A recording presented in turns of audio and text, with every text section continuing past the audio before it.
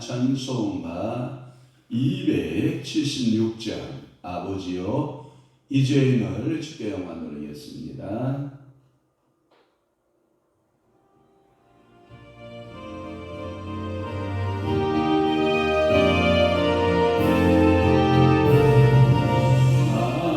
아버지여 이 죄인을 용납하여 주시고 예수님의 이름으로 구원하여 주소서. 아버지를 떠나선지 벌써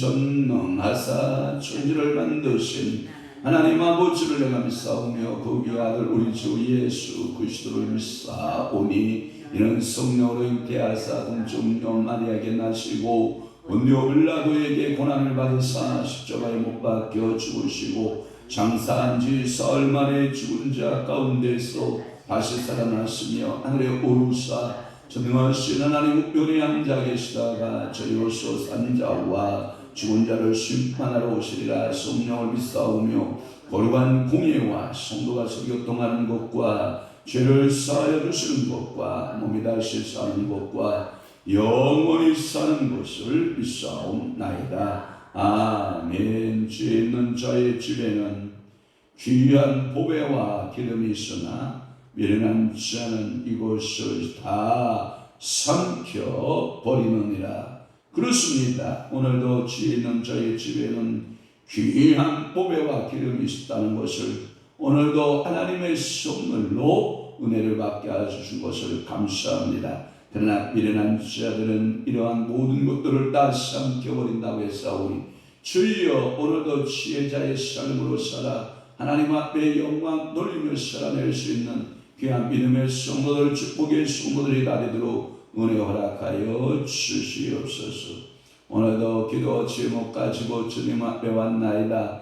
사랑하는 이들의 간절한 기도의 부르짖음에 우리 주께서 하늘문 여시고 응답 주시고 축복하시고 저들의 삶이 들어가던 나가던 영통한 삶을 누리고 살아갈 수 있도록 우리 아버지께서 은혜 베풀어 주시옵소서. 오늘도 성령께서 우리를 사로잡아 주셔서 성령에 이끌려 성령의 열매 맺는 귀한 삶 축복의 삶이 되도록 은혜 베풀어 주옵소서. 오늘은 또 금요일입니다. 하나님 아버지 금요 저녁 기도회까지도 성령 하나님께서 은혜 베푸시고 기도할 때마다 한량없는 은혜와 축복하심이 저희들 삶에 나타나게 하여 주옵소서.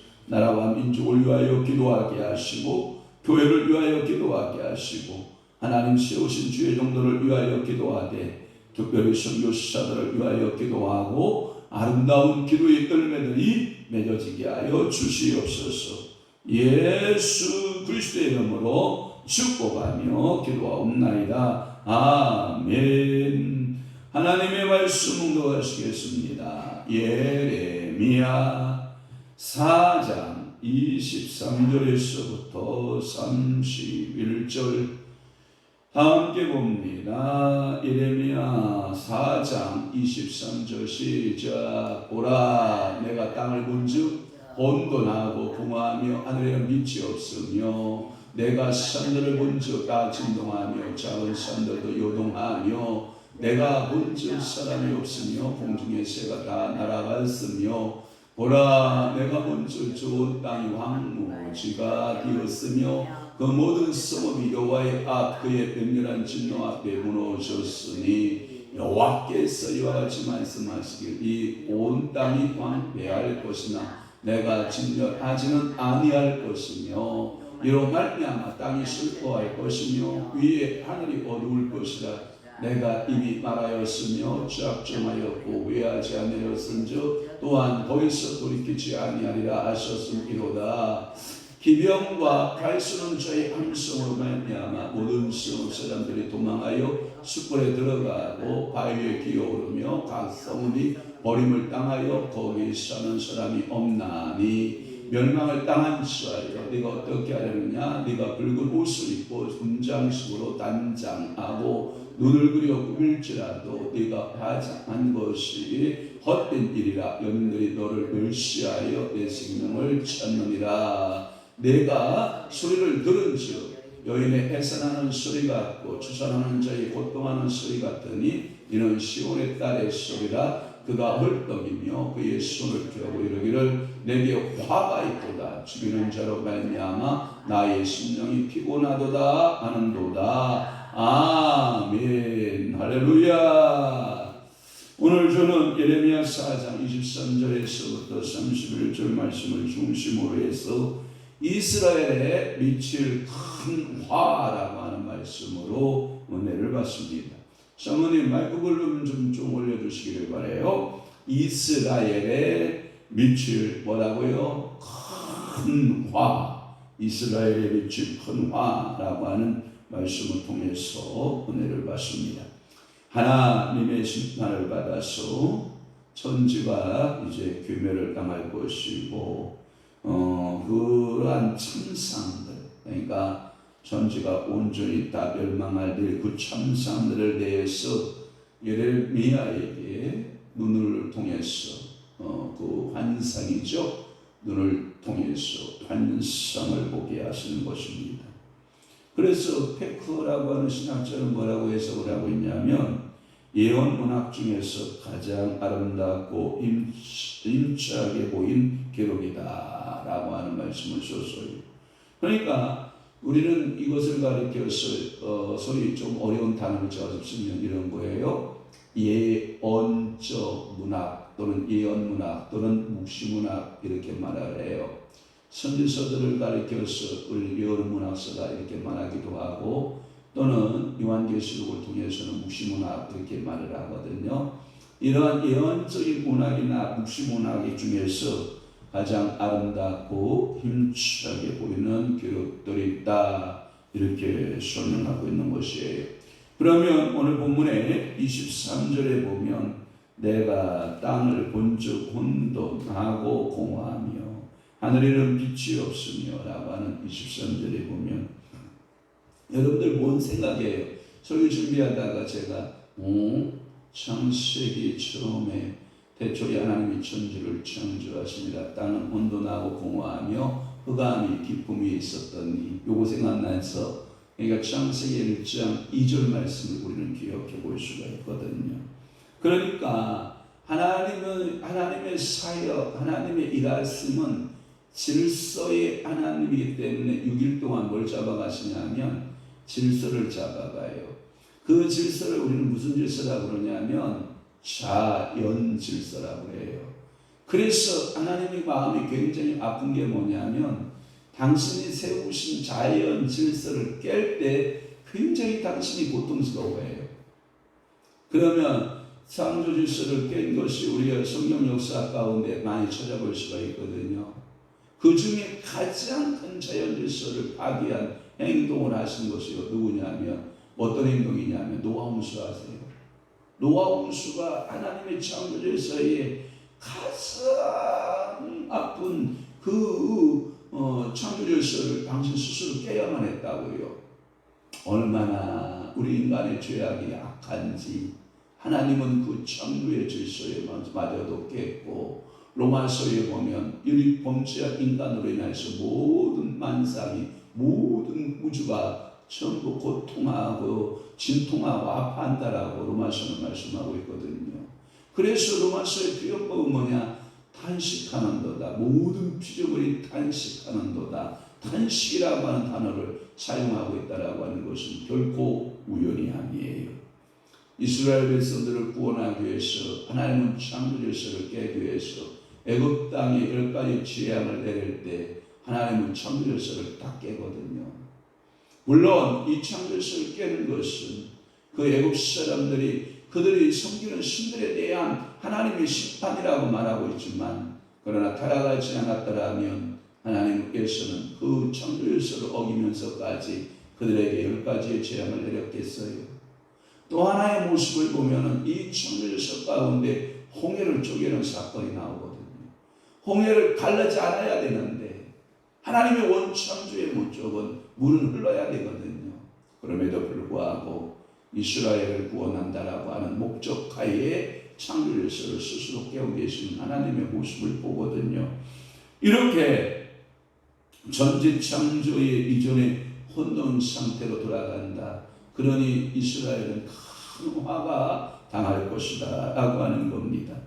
이렇게 예레미야 선지자는 다시 말하면서 그가 본 그대로 정형하게 기록하는 그 내용은 뭐냐면, 이 환상은 역사의 종말에 있을 대심판 이후에 이대로 이루어질 광경들에 대한 말씀이다 라고 하는 거예요. 거기에 대해서 우리 종교개혁자 요한 칼빈은 뭐라고 말하고 있냐면, 아름답게 배치된 질서가 하나님의 진노에 의해서 사라지고 만 것이다. 그러니까 오늘도 하나님께서 우리에게 베풀어 주신 질서 있어요. 영적 질서 있어요. 그것이 그 주님 뜻대로 이루어지기를 축원합니다. 또 하나 우리 가정의 질서가 있어요. 가정의 질서는 아빠가 있고 엄마가 있고 자녀들이 있어요. 이 질서가 깨지면 돼요, 안 돼요? 안 돼요. 부모는 부모다워야 되고 자녀는 자녀다워야 되고, 모든 여러분 사회단체 기관을 한번 들어가 보세요. 질서가 있던가요, 어떤가요? 있어요. 다 질서를 세웠어요. 사장이 있으면 사원이 있고, 대통령이 있으면 국무위원들이 있고, 국회의원들이 있고, 다 도에는 도지사가 있고, 시에는 시장이 있고, 각 군에는 군수가 있고, 면에는 면장이 있고, 동에는 동장이 있고, 마을은 또 없어요? 있잖아요. 이장이 있잖아요. 통장이 있고 이장이 있고. 그래서 질서를 다 세워주는데, 이 질서를 깨는 행위는 아주 안 좋은 거거든요. 여러분, 자동차를 몰고 가면 어떤 질서를 지켜야 돼요? 교통신호라고 하는 질서를 지켜야 돼요. 또 하나 우리가 상업을 하게 되면 어떤 질서를 지켜야 돼요? 상법을 지켜야 돼요. 그러니까 모든 것은 하나님의 축복은 뭐냐? 질서예요. 그리고 하나님은 혼돈의 하나님이 아니에요. 공허의 하나님이 아니에요. 흑암의 하나님이 아니세요. 그러나 우상 숭배는 우리를 공허 가운데 끌어가고, 우리를 혼돈 가운데, 우리를 흑암 가운데로 끌어가는 것이 우상 숭배인 것이에요. 그래서 예레미야 선지자는 내가 땅을 본즉 혼돈했다, 공허하다 라는 표현을 쓰고, 하늘에는 빛이 없으니 거기에 뭐냐? 흑암이 가득한 상태지 않느냐라고 하는 것입니다. 또 하나는 24절 말씀을 보면, 그럼 산들은 어떻게 했느냐? 산들은 진동하며 작은 산들도 뭐예요? 요동하며 라고 하는 말씀을 썼어요. 여기 대표적으로 선지자들이 말하고 있는 산들 할 때, 높은 산, 작은 산, 큰 산, 작은 산 이렇게 말할 때 1차적으로는 자연의 진짜 큰 산, 작은 산을 표현하는 말씀 맞아요. 1차적 적용은. 그러나 2차적 적용은 뭘 볼 수 있냐면, 여러분 이게 사람을 비유한 거예요. 사람을 비유할 때 여러분 큰 산이 움직였다, 요동했다. 그런 혼란이 더 큰 거예요. 작은 산이 요동하면 그나마 조금 혼란스러워요. 그 말의 의미는 뭐냐면 이 땅에 큰 지도자가 흔들리면 뭐예요? 세상은 시끄럽거든요. 우리는 푸틴이라고 하는 러시아의 대통령의 모습을 보거든요. 이 푸틴이 잘못 결정한 결과로서 주어지는 이 세계적인 이 혼란과 혼돈과 흑암은요, 여러분 얼마나 너무 끔찍한지 몰라요. 우크라이나와 전쟁을 하면서 수많은 살상을 하고 지구상의 곡식 창고들을 전부 부서뜨리고 거기에 밀공장, 빵공장들을 전부 다 밀을 생산하는 밀공장이고 거기에 우크라이나를 통해서 세계의 경제가 이바지되는 것이 굉장히 많거든요. 이런 것들이 전부 다 위축화가 되니까 세계 경제가 이 결국은 러시아 우크라이나 전쟁이지만 세계 경제를 뭘로 빠뜨려요? 마이너스로 지금 빠뜨리고 있는 참으로 경제 침체라고 하는 우울하게 하는 세계인들의 마음을 상처를 주는 그런 모습들을 보거든요. 그게 뭐냐? 산들이 해요. 내가 산들을 본즉 진동하고 작은 산들을 본즉 뭐하러 진동했다. 이런 비유법을 쓰고 있는 것이거든요. 그러니까 이것은 뭐냐면 산들의 변동으로 인하여 마치 이들이 요동치는 것은 언제 요동치냐면 자연적으로 해석해 보면 여러분 지진 알아요? 지진으로 인하여서 작은 산들, 큰 산들 요동을 친다 이거거든요. 가끔마다 여러분들이 머리에 지진 난다라는 표현 쓰잖아요. 이야 얼마나 골치 아픈지 머리에 지진이 난다. 이 말은 뭐냐면 여러분들이 요동치고 있는 것을 말하고 있거든요. 힘들다라고 하는 것을 표현법으로 그렇게 말하고 있는 줄로 믿습니다. 산은 가장 확고하고 부동의 상징으로 알려졌으나 심판 날에는 그 밑뿌리로부터 뭐하게 된다? 요동치게 된다라고 하는 거예요. 여러분 산은 흔들리지 않거든요. 제가 도덕산 올라가 보아도요 항상 그 자리에 산이 있지 산이 옮겨가서 야 너에게서 몇십 미터 몇백 미터 산이 옮겨간 예는 제가 찾아볼 수가 없거든요.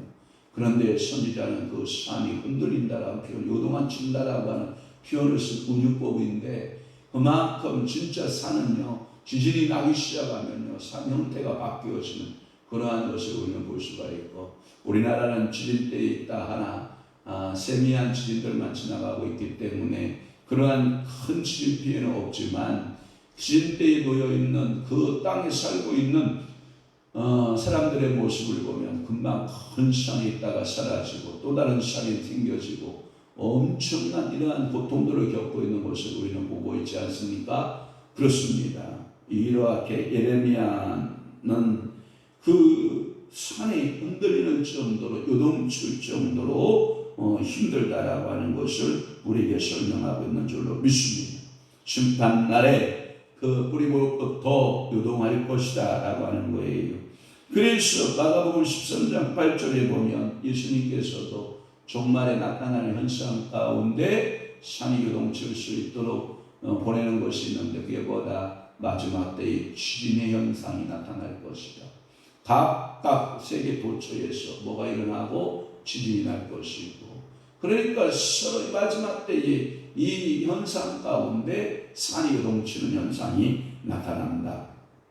그러기에 여러분들은 신앙적으로 흔들리면 된다 안 된다? 절대로 여러분 흔들리면 안 돼요.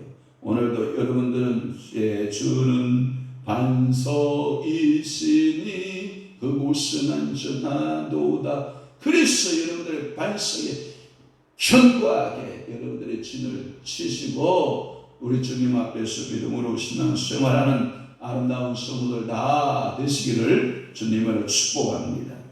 또 하나는 25절을 풀도록 합니다. 25절에 보면 사람이 많아야 될 곳에 사람이 없다는 거예요. 그래서 내가 본즉 뭐가 없어요? 사람이 없으며 공 중에는 뭐가 없어요? 새가 없어요. 새가 얼마나 많은데 공중에 새가 없어요. 제가 도로산 올라가도 엄청난 새 무리떼들이 이리 이동하고 저리 이동하고 새 무리떼들이 그 이동하는 모습들을 보면 참 장관이거든요. 때를 지어서 새들이 이동하는 모습들을 보면 그 큰 새로부터 시작해서 아주 작은 새까지 떼지어서 이리 이동하고 저리 이동하고 먹잇감을 찾아서 이동하는 모습들을 보면 참 하나님은 신비로운 하나님이다. 하나님께서는 공중에 날아다니는 뭘 만드시고 새를 만드시고 땅에는 기어다니는 뭘 만드시고 짐승을 만드시고 그리고 물에는 뭘 만드시고 물고기들을 만드시고 빈 공간이 있어요? 없어요? 없어요. 하늘 공간에는 이렇게 수많은 새들, 땅의 공간에는 수많은 가축들, 그 다음에 물속에는 수많은 어종의 물고기들을 가득 지구상이 채워주신 거 아닙니까? 그런데 그들에게 화가 임하기 시작을 하면 땅에는 사람이 없고 공중에는 새가 다 날아가 버렸다. 뭘 때문에? 재앙을 피하여 도망갔다 이 말이에요. 사랑하는 성도 여러분, 오늘도 여러분들에게 여러분들의 가정에 자녀들이 시집가고 장가가서 자녀들이 없는 게 좋겠어요? 많은 게 좋겠어요? 저는 많다는 게 저는 축복인 것 같아요. 하나님 앞에서 자녀 생산의 축복, 여러분 엄청난 축복이죠. 가문이 자녀들이 많아지기를 축원하고 또 하나 여러분들의 삶 가운데 펼쳐지는 일 가운데 여러분들의 공중에는 새들이 노래를 부르고 그 아름다운 새들이 날아다니는 모습을 보면 얼마나 마음이 여러분들 여유가 있고 풍족한지 알잖아요. 여러분 하늘을 보고 성중을 바라봤는데도 새 한 마리가 날아가지 않는 곳, 새 한 마리가 살 수 없는 곳이 되어버린다고 하는 것은 매우 안타까운 것이거든요. 그러니까 오늘도 이 사람과 조류의 변동에 대해서 말씀하고 있는데 사람들이 간 곳 없이 완전히 사라져 버렸다.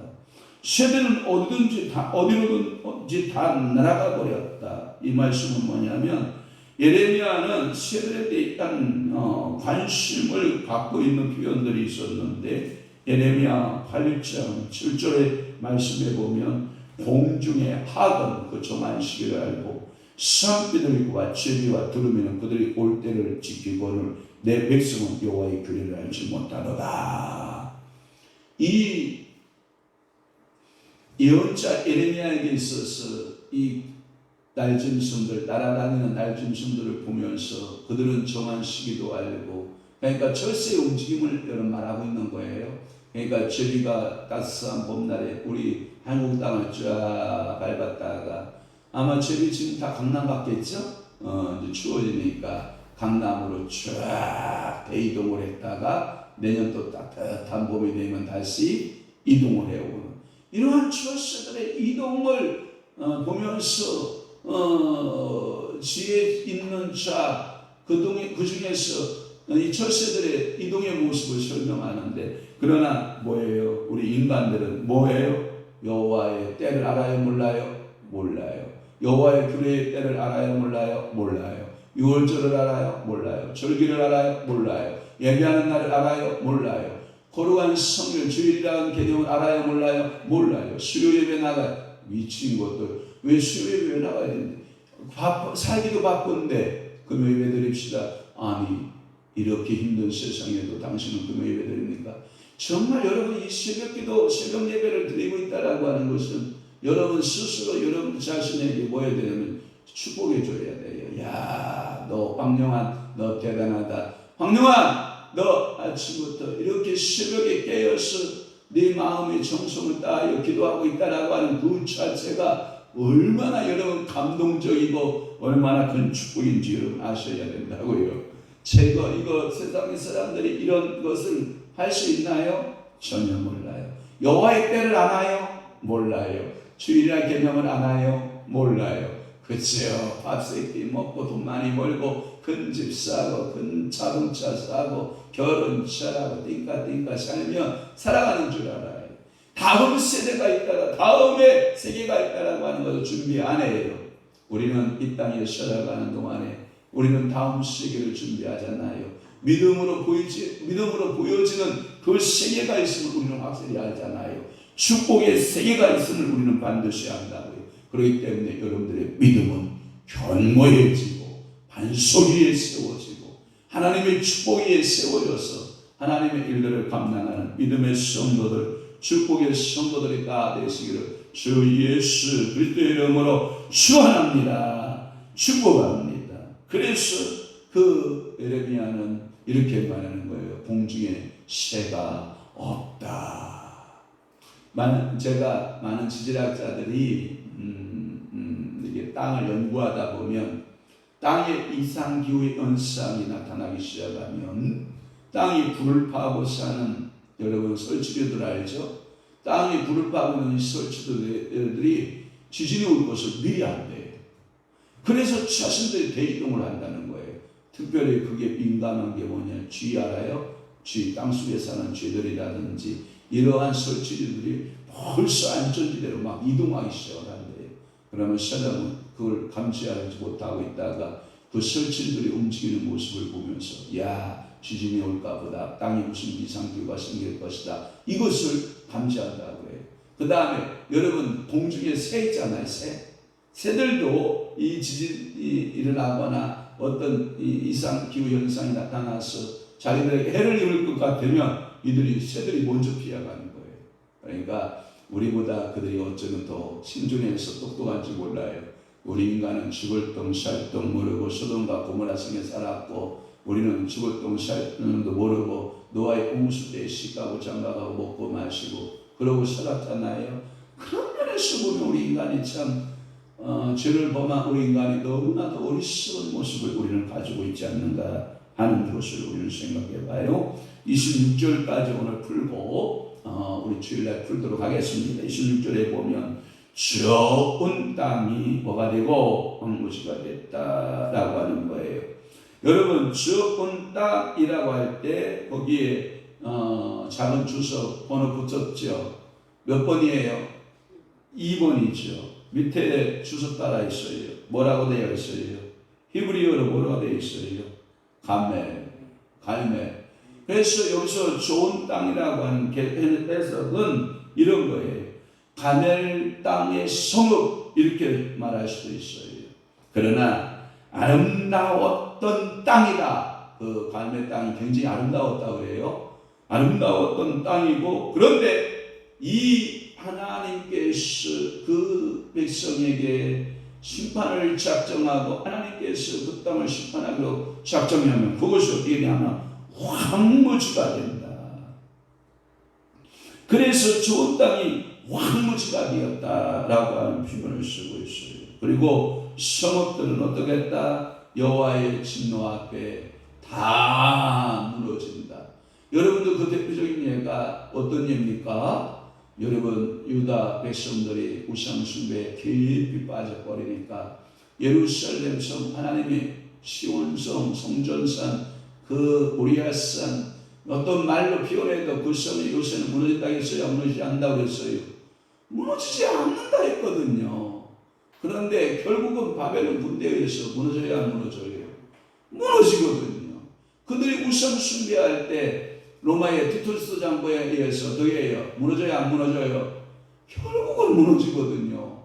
그러니까 우리 인간이 하나님의 육성을 동원하여서 아름다운 성을 건설하나 하나님 뜻대로 살지 않는 성은 어떡한다? 무너진다. 여리고성 무너져야 안 무너져요? 아이성 무너져야 안 무너져요? 무너져요. 결국 다 무너져요. 그러면 하나님 없이 인간이 세운 바벨탑 무너져야 안 무너져요? 무너져요. 여러분 이 내노라 하는 여러분 이 성경 역사 위에도 수많은 세계사 역사 가운데 사랑하는 성도 여러분 세계를 정복했던 징기스칸 알아요? 이 징기스칸이 세계를 정복했지만 결국 징기스칸 나라가 지금까지 존재해요? 안 해요. 무너져요. 우리 인생은 무너지게 되어 있는 줄로 압니다.